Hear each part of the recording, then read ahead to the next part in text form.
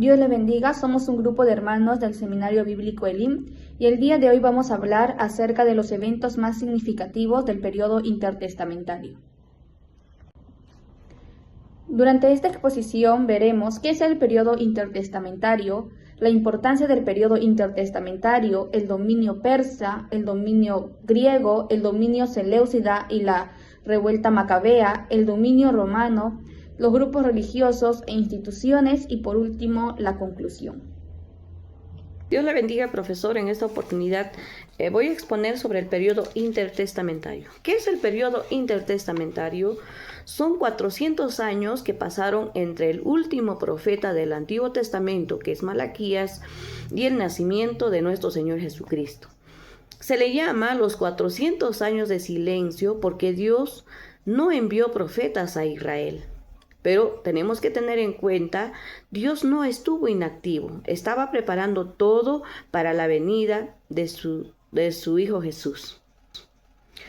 En la importancia de este periodo fue clave, porque preparó todo para la llegada de nuestro Señor Jesús y la expansión del cristianismo. No fue solo un tiempo de transición, sino un tiempo preparado por Dios para la venida de nuestro Señor Jesucristo. Queremos hablar también sobre el dominio persa. Para conocer más, todo empieza cuando el imperio persa conquista Babilonia. ¿Qué pasó? El rey Ciro el Grande derrotó a Babilonia en el año 539 a.C. y le dio permiso a los judíos para volver a su tierra. Los judíos estaban en cautiverio, ellos eran esclavos en Babilonia, pero Ciro los dejó regresar a Jerusalén. Allí reconstruyeron el templo que había sido destruido y también restauraron las murallas de la ciudad. Eso fue muy importante porque recuperaron su centro de adoración y su identidad como pueblo de Dios. Y algunos personajes que podemos mencionar están Zorobabel, Esdras y Nehemías, quienes restauraron las murallas de Jerusalén. Vamos a seguir con esta exposición con nuestro compañero que sigue. Ahora hablaremos sobre el dominio griego, que comenzó en el año 331 cuando Alejandro Magno conquistó Israel como parte de su gran imperio. Al inicio, Alejandro mostró respeto hacia el pueblo judío, les permitió continuar practicando su religión, conservar las muchas costumbres. Sin embargo, con el paso del tiempo, se produjo un proceso conocido como la helenización, que consistía en difundir la cultura griega en todos los territorios que habían sido conquistados. El idioma griego, especialmente el griego koiné, se convirtió en la lengua más común del comercio y de comunicación. Además, se promovieron las costumbres griegas como la construcción de gimnasios, el estudio de la filosofía, el desarrollo de ciudades en un estilo completamente helenístico. Uno de los acontecimientos más importantes de ese periodo fue la creación de la Septuaginta, que fue la traducción del Antiguo Testamento del hebreo al griego. Esta traducción permitió que muchas personas que ya no hablaban el hebreo pudieran conocer las escrituras. Más adelante, incluso los apóstoles utilizaron con frecuencia esta versión para enseñar el mensaje de Dios. Frente a la influencia griega, los judíos reaccionaron de diferentes maneras. Algunos aceptaron la cultura y las costumbres helenéticas, porque las consideraban un avance, mientras otros rechazaban firmemente para proteger su identidad y mantenerse fieles a la ley de Dios. Sin embargo, la situación cambió y se volvió mucho más difícil cuando los seleucidas intentaron obligar a los judíos a abandonar su fe y adoptar por completo las prácticas paganas, dando así un inicio del periodo fuerte de persecución religiosa. Dominio seleucida y revuelta macabea. Todo comienza con Alejandro Magno. Tras su muerte, su imperio se divide en sus 4 generales. Uno es Seleuco, Nicator. Seleuco domina gran parte del territorio, la parte de Mesopotamia, Asia y más tarde Judea. Es él quien funda el imperio seleucida, donde más tarde derrota a Ptolomeo de Egipto y toma como posesión Judea. Al principio del imperio seleuco, hace que los judíos vivan su libertad religiosa, pero cuando al poder entra Antíoco Epífanes, es donde él quiere imponer la helenización, la cultura griega.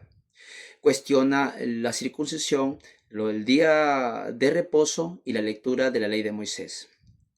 Esto también fue cuando Antíoco profana el templo, ofrendándolo o dándolo al dios Zeus y sacrificando un cerdo en el altar. Esto provocó una revuelta que en el año 167 a.C., los macabeos con Matatías pelean y luchan para poder recuperar su libertad religiosa. Y en el año 164 es donde recuperan el templo, lo dedican y es donde se celebra Hanukkah o el día de la dedicación. Todo esto aconteció a través de que los macabeos lucharon para tener una libertad religiosa. Todo también aconteció para poder preparar de antemano la venida del Señor Jesucristo. Y gracias a esta lucha que tuvieron, también se originaron las dinastías monedas, donde se formaron los fariseos, los saduceos, los esenios y más tarde los celotes. En conclusión, todo este gobierno y toda esta lucha que acontece es preparando de antemano para que también surja un nuevo imperio llamado Roma. Durante el dominio romano, el pueblo judío estaba bajo el control de Roma. En ese contexto, Dios seguía cumpliendo su plan de salvación. El dominio romano comenzó en el año 63 a.C., cuando el general Pompeyo conquistó Jerusalén y tomó el control de Judea. Más adelante, gobernó Herodes el Grande, quien fue reconocido por ampliar y reconstruir el templo de Jerusalén, aunque también fue conocido por su crueldad. Después de la muerte de Herodes, su reino fue dividido entre sus hijos. Durante este periodo se estableció la Pax Romana, una época de relativa paz que favoreció el comercio, los viajes y la construcción de caminos. Estas condiciones facilitaron que más adelante el mensaje de Jesucristo pudiera difundirse con mayor rapidez por diferentes regiones. Además de este tiempo, surgieron grupos religiosos como los fariseos, los saduceos, esenios y celotes. Estos grupos aparecen con frecuencia en los evangelios.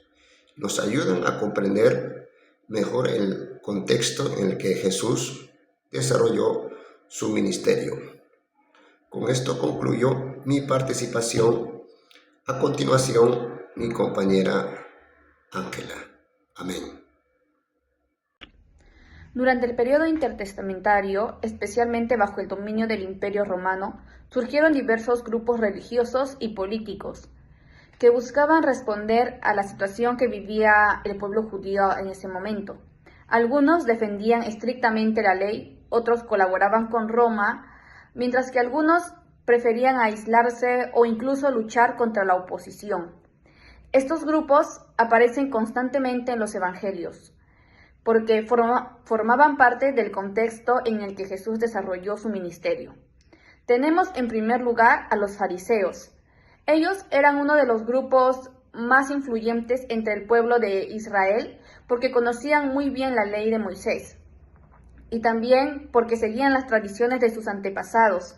Creían en la resurrección, en los ángeles y en la vida después de la muerte. Sin embargo, Jesús los confrontó en varias ocasiones porque daban más importancia al cumplimiento externo de las normas que una verdadera obediencia y transformación del corazón. También tenemos a los saduceos, que también fueron un grupo importante, que pertenecían principalmente a la clase sacerdotal y a las familias más acomodadas.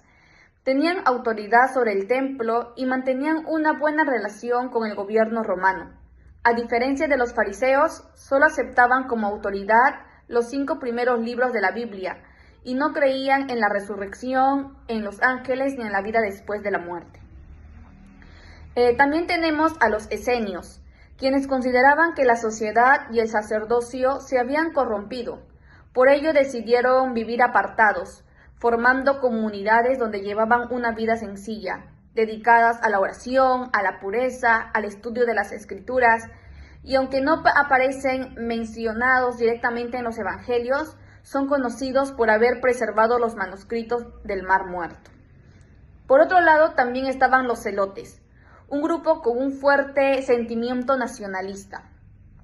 Ellos rechazaban el dominio romano y creían que Israel debía recuperar su libertad, incluso mediante la lucha armada si era necesario. Uno de los discípulos de Jesús, Simón el Celote, pertenecía a este grupo antes de seguir a Cristo. Finalmente encontramos a los herodianos, quienes apoyaban a la familia del rey Herodes y colaboraban con el Imperio Romano. Aunque normalmente tenían diferencias con los fariseos, ambos grupos llegaron a unirse cuando intentaban desacreditar y acusar a Jesús, porque lo consideraban una amenaza para sus intereses. Además de estos grupos religiosos y políticos, durante este periodo también existían instituciones que desempeñaban un papel fundamental en la vida del pueblo judío. Tenemos el Templo de Jerusalén. Este era el centro religioso más importante de Israel. Era el centro absoluto de la vida religiosa, económica, cultural y política del pueblo judío. En ese entonces correspondía al segundo templo, una estructura monumental reconstruida y ampliada por el rey Herodes el Grande. Funcionaba principalmente como morada de Dios, ya que era considerado el único lugar en la tierra donde habitaba la presencia física de Jehová.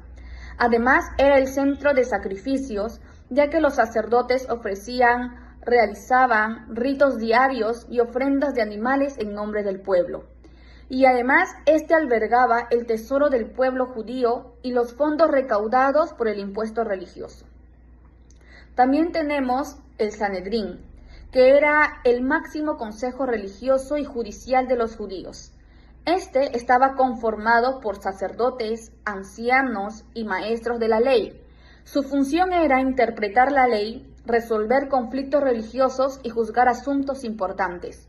Además, este consejo tuvo un papel decisivo en el proceso contra Jesús, antes de que fuera entregado a las autoridades romanas. Para concluir, podemos observar que todo lo ocurrido durante el periodo intertestamentario fue preparando el escenario para la llegada del Mesías. Cada imperio, cada acontecimiento dejaron un legado importante en la historia del pueblo de Israel. El imperio persa permitió el regreso del pueblo judío del exilio y la reconstrucción del templo. El imperio griego dejó un idioma común, el griego, y la traducción de las escrituras al griego, conocido como la Septuaginta, lo que facilitó la difusión del mensaje. Los macabeos defendieron la fe y preservaron la identidad religiosa del pueblo judío frente a la influencia extranjera. El imperio romano construyó caminos, unificó gran parte del mundo conocido y favoreció la comunicación entre los diferentes territorios. Finalmente, durante este periodo surgieron los grupos religiosos y las instituciones que aparecen constantemente en los evangelios y que forman parte del contexto histórico del ministerio de Jesús. Aunque durante 400 años no hubo profetas, Dios nunca dejó de actuar. Cada imperio, cada acontecimiento y cada cambio histórico preparó el escenario perfecto para el nacimiento de Jesucristo. Así comenzó el cumplimiento del plan de salvación anunciado desde el Antiguo Testamento. Les bendiga.